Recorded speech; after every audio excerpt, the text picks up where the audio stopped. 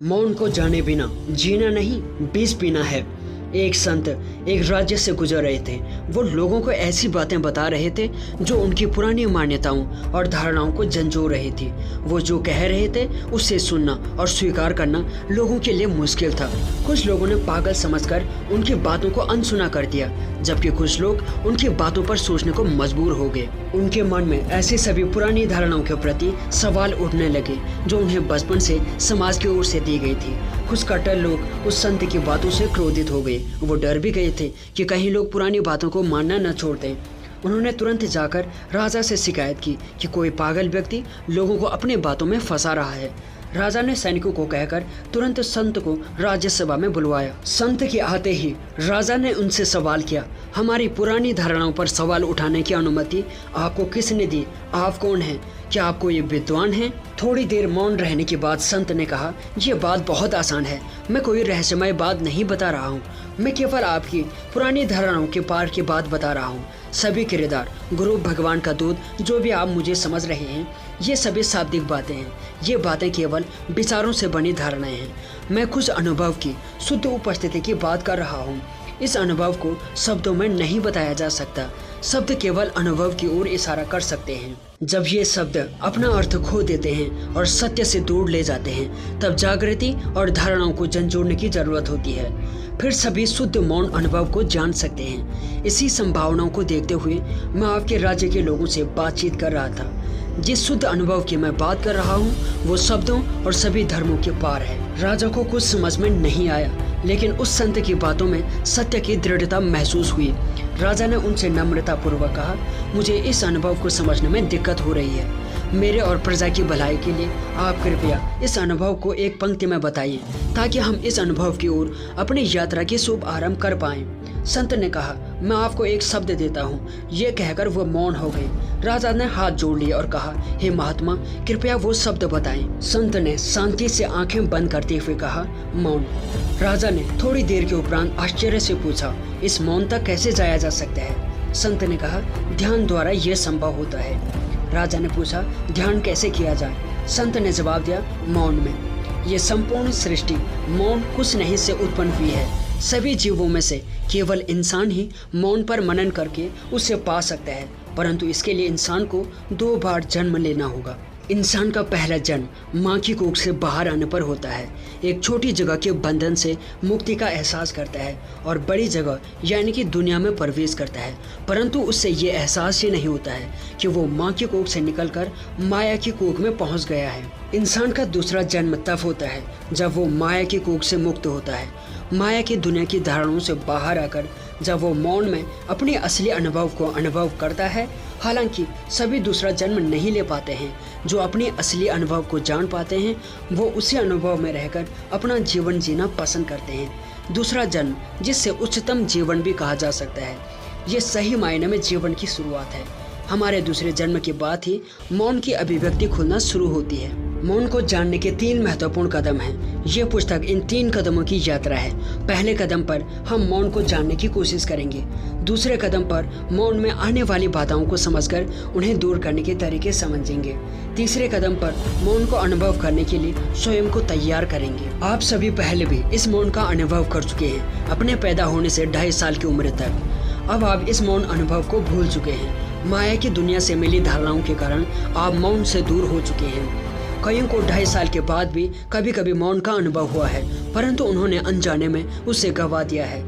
ऐसे भी लोग हैं जिन्होंने उस मौन को अनुभव किया और उसमें स्थापित हो गए। इन्हें हम आत्म साक्षात्कारी संत कहते हैं। अब समय आ गया है कि आप मौन अनुभव को फिर से जानें, समझें और महसूस करें। इस पुस्तक का यही परम उद्देश्य है। मेरा जीवन आज से लेकर अंत तक आनंद का कमल बने, यही विचार मौन का आरंभ है। हम जीवन पथ को 3 आयाम से जानते हैं। आसनायाम, जो शरीर से जुड़े आयामों को उभारता है। प्राणायाम, जो जीव को जीवन से जोड़ता है। और विचारायाम, जो मानव को मन से जोड़ता है। इन तीनों आयामों में कहीं न कहीं मन और शरीर की भूमिका होती है। जीवन की पूर्णता का चौथा आयाम भी है, जिसे बहुत कम लोग जानते हैं। वो आयाम सभी आयामों का मूल है। इसे मौनायाम कहा गया है। इस आयाम में शरीर और मन की कोई भूमिका नहीं होती है। मौनायाम आपके जीवन का अदृश्य अंग है। यह आपके आनंद का स्रोत है। ये आयाम कमल की तरह होता है जिसकी हर पंखुड़ी आपको खोलनी है। जब संपूर्ण कमल खुलेगा तब आपका जीवन सच्चे प्रेम, आनंद और मौन से परिपूर्ण हो जाएगा। मौन स्थान में प्रवेश कैसे करें? एक राजा के 4 बेटे थे। उसे समझ में नहीं आ रहा था कि उनमें से किसे राजा बनाया जाए। जब उसने अपने गुरु से ये सवाल पूछा तो उन्होंने कहा, तुम मुझे 1 साल का वक्त दो, मैं 4 महल बनवाऊंगा, फिर इस बात का निर्णय आसानी से किया जा सकता है। राजा ने गुरुजी की बात मान ली। 1 साल बाद गुरुजी ने 4 महल बनवा लिए। उन्होंने राजा को बुलाकर कहा, तुम चारों राजकुमारों को एक एक महल और 100-100 दिनार दे दो। उनसे कहना कि इन दिनारों के साथ जो महल को सबसे अच्छी तरह से भर पाएगा और सजा पाएगा उसे इनाम में राजगद्दी मिलेगी। राजकुमार अपने अपने तरीके से महल को सजाने में जुट गए। पहले राजकुमार ने 100 दिनारों का उपयोग करते हुए जो भी टूटा फूटा फर्नीचर मिला उससे महल को भर दिया। दूसरे ने जुए में पैसे लगाए और जीते हुए पैसों से अच्छा फर्नीचर खरीदकर महल को सजा दिया। तीसरे ने ढेर सारे फूल लाए और महल को फूलों की सुगंध से भर दिया। ये सब देखने के पश्चात राजा, वजीर और गुरुदेव चौथे राजकुमार का महल देखने गए। महल में जाते हुए राजकुमार ने सभी से कहा, पहले मैं अंदर जाता हूँ, आप कुछ मिनट बाद अंदर आएं और देखें कि यहाँ क्या होता है। ये सुनकर गुरुजी के चेहरे पर मंद मुस्कुराहट आ गई। उसके अंदर जाने के बाद जब बाकी सभी अंदर गए तो महल में अंधकार था। देखते ही देखते पूरा महल प्रकाश से भर गया। आश्चर्यचकित होकर राजा और वजीर ने राजकुमार की ओर देखा तो वो एक स्थान पर बैठा था जहाँ से प्रकाश निकल रहा था। उन्होंने राजकुमार से पूछा, ये रहस्य क्या है? राजकुमार ने बताया, मैंने पहले पूरे महल की जांच की, तब मुझे एक अलग थलग सा स्थान दिखाई दिया। विचार आया कि इस स्थान का क्या उपयोग हो सकता है, आखिर इसे महल में क्यों रखा गया है। मैंने सोचा ये जरूर कोई रहस्य है। दीवार पर काला पर्दा लटका हुआ था जबकि वहाँ कोई खिड़की नहीं थी। ये दीवार के रंग के साथ मेल भी नहीं खा रहा था। मैंने सोचा हो ना हो इसी के पीछे रहस्य छिपा है। मैंने जैसे ही पर्दा हटाया वहाँ एक ईंट दिखाई दिया। उसे निकाला तो पीछे एक संदेश छिपा था, इस मौन स्थान पर बैठ जाओ, फिर देखो क्या होता है। उत्सुक होकर मैं उस स्थान पर मौन में बैठ गया। थोड़ी देर बाद चारों तरफ प्रकाश फैल गया जिसने पूरे महल को रोशनी से भर दिया। आनंद से भरे दिल ने घोषणा की कि इससे अच्छा और क्या हो सकता है जिससे मैं महल को पूरी तरह से भर पाऊं। आप सोच रहे होंगे कि क्या वो स्थान केवल चौथे महल में था? नहीं, गुरुजी ने वो स्थान हर महल में बनवाया था। केवल चौथा राजकुमार ही उस स्थान का पता लगा पाया था। उसने पहले पूरी महल की जांच की, संकेत पहचाना और उसे परखा। चौथे राजकुमार ने गुरुजी को 100 दिनारे वापस देते हुए कहा, मुझे इनकी जरूरत नहीं पड़ी और न ही आगे पड़ेगी। मुझे मौन का आनंद मिल चुका है, मैं संतुष्ट हूँ। ये सुनकर गुरुजी ने राजा से कहा, यही है तुम्हारी राजगद्दी का वारिस। इस कहानी में छिपे संकेतों को समझें। जिन महलों की बात की गई दरअसल वो हमें दिया गया शरीर यानी कि मनोशरीर यंत्र है। ये शरीर हमें दिया ही इसीलिए गया है ताकि हम मौन अनुभव को अपने जीवन में कमल की तरह खिला पाएं। चौथे राजकुमार ने जिस स्थान की खोज की उसे हम कहेंगे मौन स्थान, जो संकेतों को पकड़ता है। आपको अपने अंदर मौन के स्थान को खोजना है, वहाँ रहना है। अधिकतर लोग उस स्थान तक पहुँच ही नहीं पाते हैं क्योंकि उन्हें इस स्थान का पता ही नहीं होता है। अगर पता होता भी है तो उनके पास वहां जाने की कोई प्रेरणा नहीं होती है। क्या आपने ये सोचा कि चौथे राजकुमार को राजगद्दी क्यों दी गई? क्योंकि जिससे मौन मिल गया उससे सब कुछ मिल गया। वही बाकियों को सही दिशा दे सकता है। विश्व को वही लोग प्रेरित करते हैं जो जाने अनजाने में मौन स्थान से प्रेरित होते हैं। मौन ही जीवन है, मौन होकर ही इसका अनुभव किया जा सकता है। ये सारे अस्तित्व और आयामों का तेज स्रोत है, इसे बयान नहीं किया जा सकता। आध्यात्म में मौन को अलग अलग नाम से जाना जाता है, जैसे रूहानियत, अहम ब्रह्मास्मि, शिव चित इत्यादि। मौन विचारों के पार की अवस्था है। विचारों के शुरू होते ही इंसान अपने भीतर शोर महसूस करता है और विचारों के बंद होते ही शांति। परंतु मौन शोर और शांति के परे की अवस्था है। यह जीवन के 3 आयामों के भी परे चौथा आयाम है। मौन का आयाम चेतना, अस्तित्व, स्व अनुभव का द्वार खोलता है। ये परम सत्य की साक्षात्कार का स्रोत है। मौन प्रकट कैसे होता है? हम मौन के संपर्क में आए और मौन हमारे जीवन में खुले।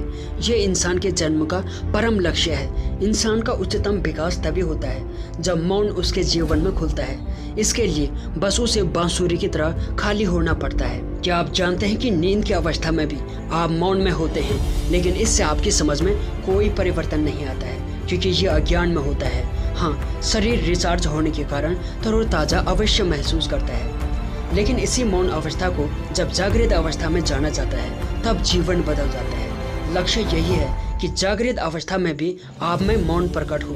इसी का अभ्यास ध्यान में बैठकर किया जाता है। मौन हमेशा सभी आयामों के पार जाने के बाद स्वतः प्रकट होता है। जिस तरह पानी का नियम है कि वो नीचे की ओर बहता है, उसी तरह मौन का नियम है कि आसनायाम, प्राणायाम और विचारायाम से पार जाकर मौन स्वतः ही प्रकट होता है। जब कोई सभी आयामों के पार हो जाता है तब वो मौन के लिए योग्य पात्र बनता है। माना कि मौन को शब्दों में नहीं बताया जा सकता, परंतु मौन की ओर इशारा जरूर किया जा सकता। मन और मौन के बीच एक पुल है और वो पुल है विचार। कुछ विचार ऐसे होते हैं जो आपको मन यानी कि माया की दुनिया में ले जाते हैं। जैसे चलो शॉपिंग करते हैं, मेरे साथ बहुत बुरा हुआ, मेरी किसी को कदर ही नहीं है, सामने वाले की गलती है, मैं बदला लूँगा इत्यादि।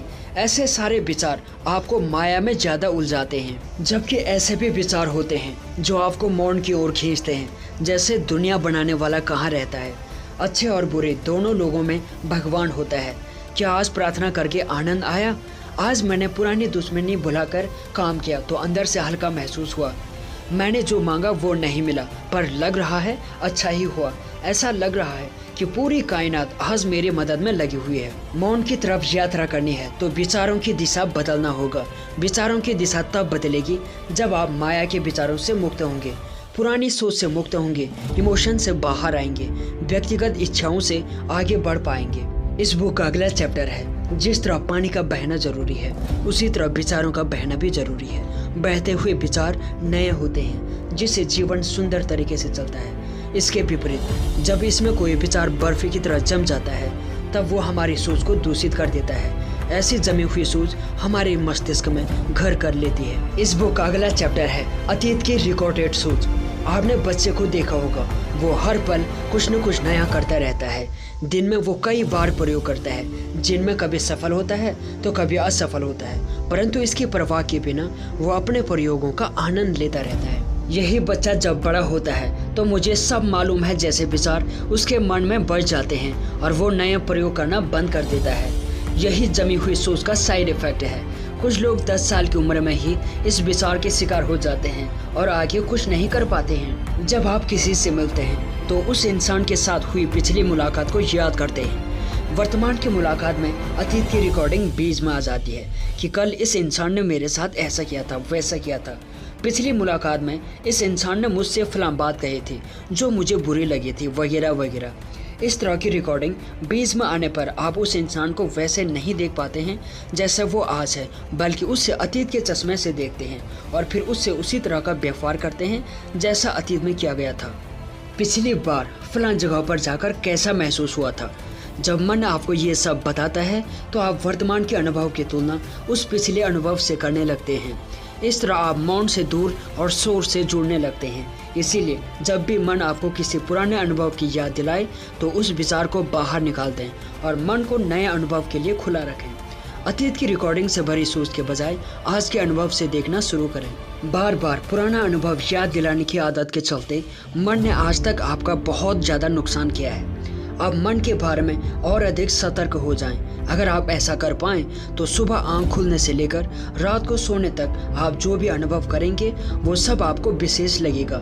वास्तव में सारे अनुभव एक दूसरे से अलग होते हैं और मौन यानी कि खाली रहना आपको वर्तमान में रहने के लिए मदद करता है। जब अतीत की सोच को बार बार दोहराया जाता है तब अहंकार युक्त सोच का निर्माण होता है। जैसे मैं, मेरा, मुझे। अहंकार युक्त सोच के साथ जब घटना मेल नहीं खाती है तब इंसान को दुख होता है। ऐसे में इंसान पहले उस घटना को ठीक करने का प्रयास करता है। यहाँ समझने वाली बात यह है कि हमें घटना को ठीक नहीं करना है बल्कि अपने विचारों को ठीक करना है, यानी कि विचारों को सही दिशा देनी है। ये होते ही आप मजे से हर घटना को देख और स्वीकार कर पाएंगे। अहंकार युक्त सोच से आप जो भी देखेंगे या परखेंगे वो गलत ही सिद्ध होने वाला है। इसीलिए सबसे पहले आपको ग्रहणशील होना होगा, स्वयं आत्मदर्शन पर जाना है, मौन स्थान पर पहुंचना है। उस स्थान पर जाने के बाद अहंकार युक्त सोच की बड़बड़ बंद हो जाती है।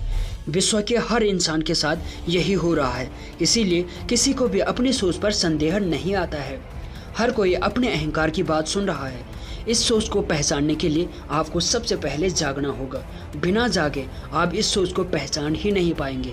आपको अपनी सोच ही सही लगेगी। इस बुक का अगला चैप्टर है पुराना दुख पुराना सुख।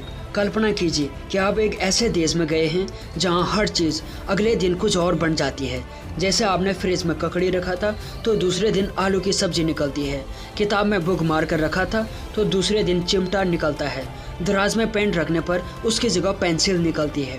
ऐसे देश में आकर आप परेशानी महसूस कर रहे हैं, लेकिन आप देखते हैं कि उस देश के लोग खुश हैं और आप उनसे उनकी खुशी का राज पूछते हैं तो वो बताते हैं कि हमने इस बात को स्वीकार कर लिया है कि हमारा हर दिन अलग होने वाला है, हमें इसी में गुजारा करना है।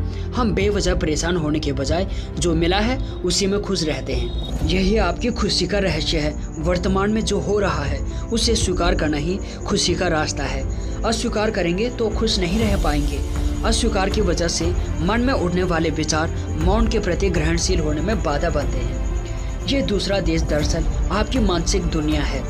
आज आप अपने मन में जो भी डालते हैं कल उसमें से क्या निकलेगा ये आपको पता नहीं होता है। आपकी मान्यता ये है कि अगर मैंने ऐसा सोचा है तो वैसा ही होना चाहिए। कल मुझे जितनी खुशी मिली उतने आज भी मिलनी चाहिए, जबकि आपकी मानसिक दुनिया में ऐसा नहीं होता।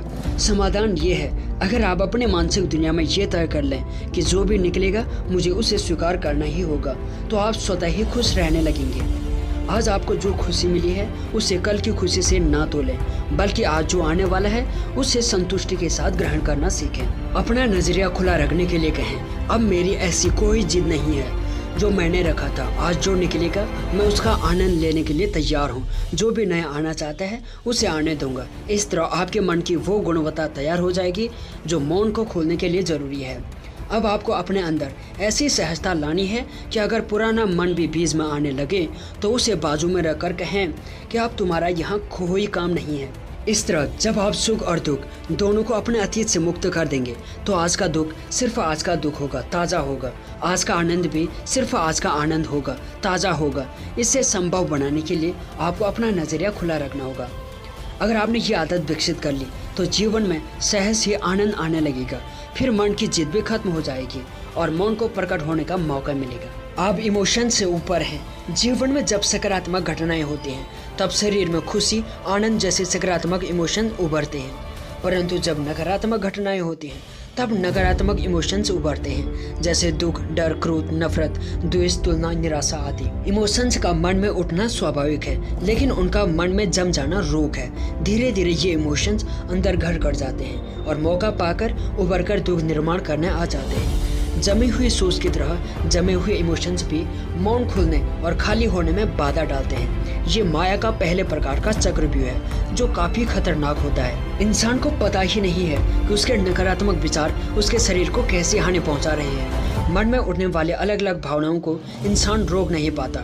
जैसे जब इंसान का कोई रिश्तेदार अचानक गुजर जाता है तब डर या निराशा का इमोशन पहले उसके हृदय में आता है और वहां से होकर वो आंखों में आता है। उस घटना पर इतने नकारात्मक विचार आते हैं कि इंसान की आंखों से आंसू बहने लगते हैं। इस तरह ऐसे इमोशन जब गहराई में हमारे अंदर प्रवेश करते हैं तो हार्ट अटैक जैसी बीमारियों को जन्म देते हैं। सांस पर ध्यान दें। जब भी नकारात्मक इमोशन आए तो अपनी सांस पर ध्यान केंद्रित करें। जैसे जैसे आप सांस धीमी करेंगे वैसे वैसे इमोशंस का असर कम होता जाएगा। एक दिन में नहीं होगा, आपको रोज अभ्यास करना होगा। इमोशंस को समझ के नज़र से देखें। इमोशंस शरीर में उभरेंगे, लेकिन आपको तुरंत उनकी तरफदारी नहीं करनी है, उनमें बह नहीं जाना है, उन्हें सच्चा मानकर दुखी नहीं होना है, रुकना है और थोड़ा आराम देना है। अज्ञान का चक्रव्यूह। आपके सामने दो अवस्थाएं हैं, गुलामी और आज़ादी। आपको इनमें से किसी एक अवस्था का चुनाव करना है। आप जिस अवस्था का चुनाव करेंगे उसी अवस्था के अनुरूप आपका जीवन बनेगा। गुलामी की अवस्था आपको माया की दुनिया में ले जाएगी, जबकि आज़ादी की अवस्था में आप परम मौन का आनंद ले पाएंगे। उत्तेजना शरीर को सुखद एहसास देती है, जिससे इंसान अचानक खुद को जिंदा महसूस करने लगता है। इसी वजह से लोगों को पार्टीज में जाना इतना पसंद होता है, लेकिन इसके कारण उनके अंदर जो भावना उठती है उससे उन्हें मोह हो जाता है। यही खतरा है, क्योंकि उत्तेजना के प्रति मोह के कारण इंसान मौन की तरह कभी जा ही नहीं सकता।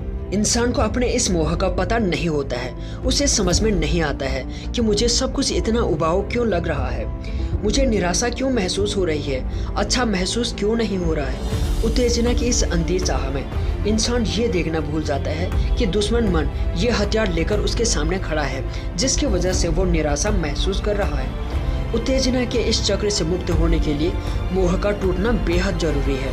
यूं तो कोई आपसे जबरदस्ती काम नहीं करवा सकता, लेकिन जब बात मन की हो तो उल्टा होता है। मन की मोह के प्रति चाहत आपसे किसी भी तरह के काम करवा लेती है। आपको पता ही नहीं चलता है कि मैं ऐसे गलत काम क्यों कर रहा हूँ। उत्तेजना की गुलामी एक बंधन है। आमतौर पर आपको पता ही नहीं होता है कि आप ऐसे किसी बंधन में कैसे फंस गए। इसीलिए आप अनजाने में ही उत्तेजना के चक्कर में फंसे रहते हैं। जरा सोचें कि इस तरह अनजाने में ही आप अपने साथ कितना बड़ा धोखा कर रहे हैं। इंसान को जो चीज़ पसंद आती है उसे लगता है कि ये चीज़ उसे ज़्यादा से ज़्यादा मिले। जैसे किसी ने आपकी तारीफ कर दी, उसे पाने की चाहत बढ़ जाती है। पहले दिन अगर एक बार किसी ने आपकी तारीफ कर दी तो लगता है कि वाह, मेरा दिन तो बन गया। लेकिन अब इससे काम नहीं चलता, अब हर बात का श्रेय चाहिए। यानी कि दिन में एक बार नहीं बल्कि कई बार आपकी तारीफ चाहिए। सच तो ये है कि यदि दिन भर में कोई एक बार तारीफ कर रहा है तो काफ़ी है। उतने से इंसान खुश रह सकता है और उसका जीवन भी हमेशा सुखद बना रह सकता है। लेकिन इंसान का मन नहीं भरता। मन को एक नहीं बल्कि हमेशा एक से ज़्यादा चाहिए। दूसरों से श्रेय प्राप्त करना, तारीफ पाना, उनकी नज़रों में ऊंचा महसूस करना, बस इसी भावना के लिए इंसान हर वक्त जुटा रहता है। अपने चारों तरफ देखिए, माया का यही खेल चल रहा है। सबसे बड़ी दौलत क्या है? जो इंसान आत्मनिर्भर है उसे किसी सिकंदर की जरूरत नहीं है। ये शब्द सिकंदर की चेतना में गूंज रहे थे।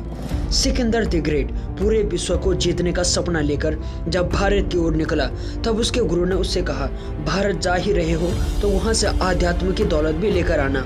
आध्यात्मिक दौलत यानी कि वहाँ पर कुछ ऐसे लोग मिलेंगे जो ऐसा ज्ञान रखते हैं जो कहीं नहीं है।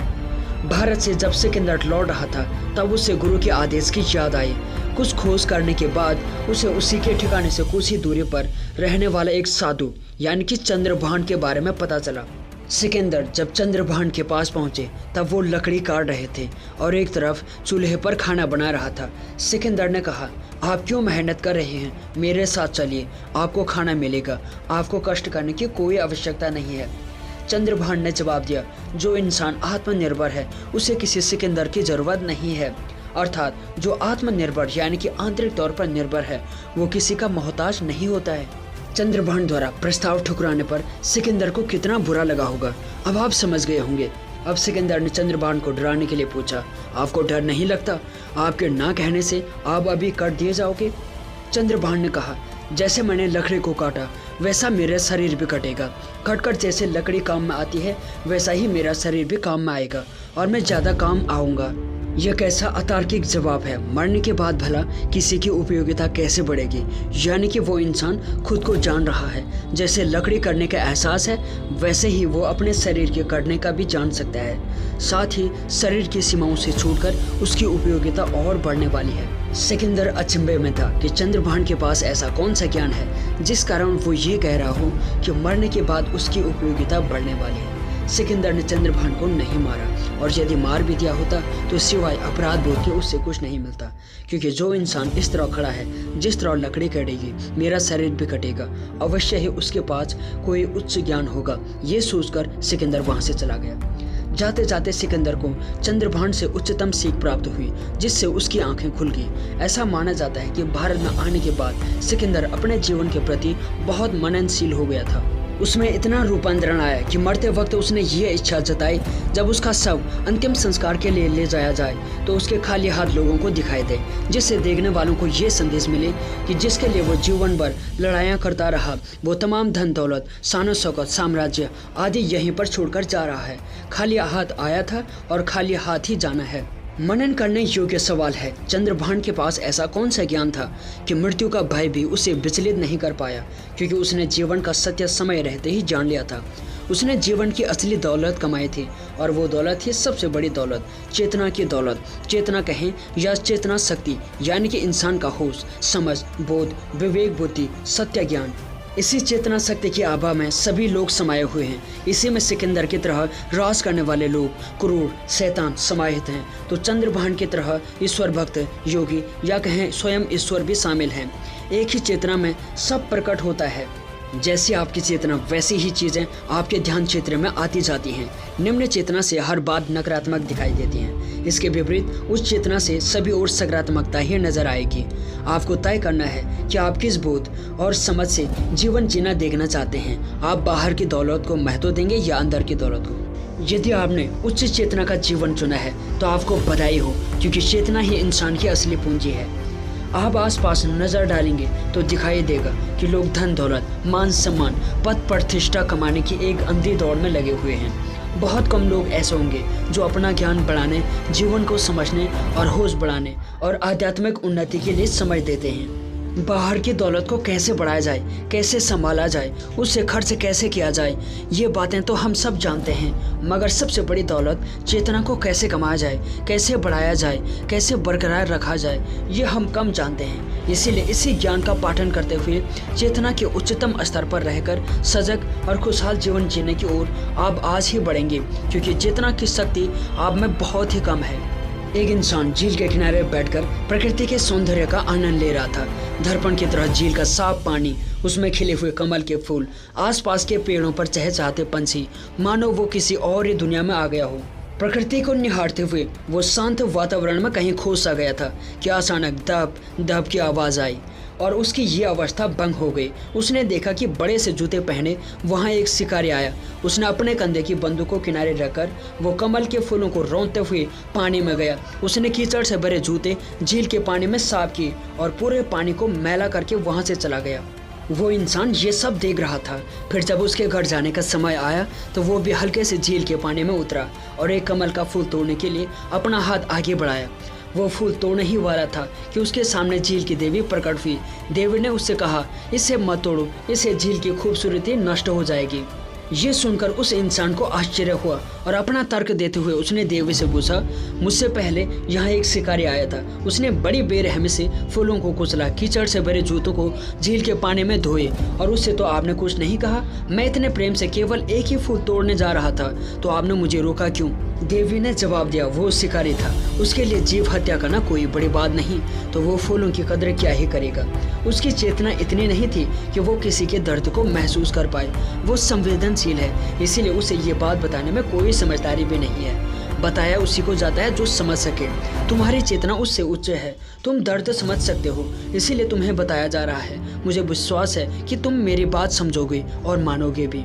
कथा तो काल्पनिक है, लेकिन इसके किरदार उच्च और निम्न चेतना वाले लोगों के प्रतीक हैं। इस घटना में एक तरफ शिकारी है जिसके जीवन में प्रेम, करुणा, दया, संवेदनशीलता, किसी के भावनाओं की कद्र करना आदि नहीं है।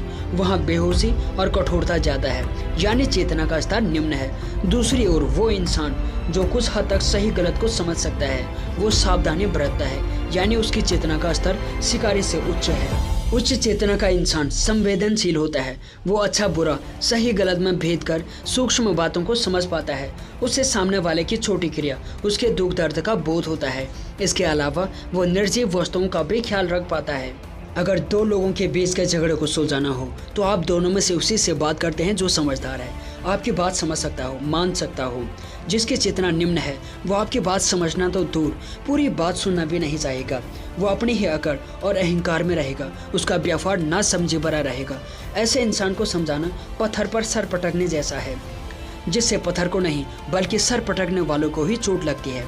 चेतना शक्ति इंसान की आंतरिक अवस्था, उसकी सोच, जीवन के प्रति उसका दृष्टिकोण, उसकी समझदारी, ऐसी अनेक बातें निर्धारित करती हैं कि उसकी चेतना कैसी है, निम्न या उच्च, सजीव हो या निर्जीव। चेतना हर एक में होती है। निर्जीव वस्तुओं में, पेड़ पौधों और जानवरों में चेतना का स्तर निम्न होता है लेकिन स्थिर होता है। इंसान की चेतना शक्ति उसके मुकाबले उच्च होती है, लेकिन उसके साथ दिक्कत ये है कि उसकी चेतना का स्तर कम ज्यादा होते रहता है। और दिलचस्प बात तो ये है कि इंसानी जीवन में ही चेतना का उच्चतम स्तर पाना संभव है, जहाँ से इंसान ईश्वरीय अवस्था तक पहुँच सकता है। इसके विपरीत निम्न स्तर उसे जानवर की अवस्था तक ले जा सकता है। जैसे जैसे चेतना का स्तर बढ़ता है, इंसान की विवेक, बुद्धि, समझ और उसके नजरिए में बदलाव आता है। उसमें आत्मज्ञान, स्वबोध जागना शुरू होता है।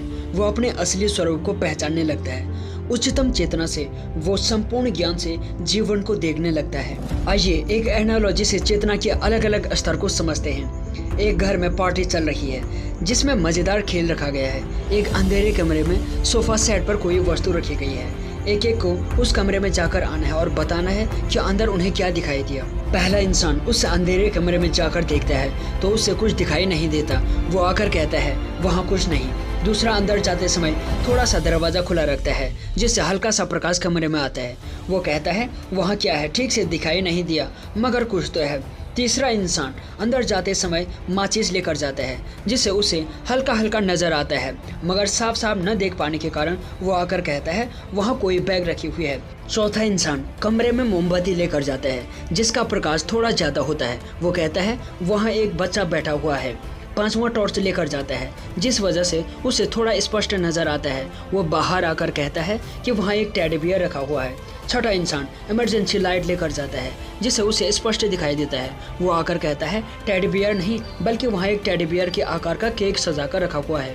सातवां इंसान कमरे की लाइट जलाकर अंदर जाता है। वो कहता है कमरे में टेडी बियर के केक में आईना लगा हुआ है जिस पर रोशनी टकराने से मैं अपना आप को उसमें देख पाया। इसके अलावा वहाँ कई मोमबत्तियाँ भी रखी हैं और साथ ही तोहफे भी रखे गए हैं। लगता है किसी का बर्थडे मनाने की पूरी तैयारी की गई है। इस उदाहरण में कमरे में एक ही चीज़ है लेकिन उसे देखने वालों की समझ में अंतर है क्योंकि वो अलग अलग रोशनी में देख रहे हैं, इसीलिए उन्हें जो दिखाई दे रहा है उसमें फ़र्क नज़र आ रहा है। यहाँ रोशनी चेतना का, कमरा जीवन का, वहाँ रखी हुई चीज़ें घटनाओं का प्रतीक है। जो उच्च रोशनी में देखता है वो कमरे की सारी सच्चाई जान पाता है।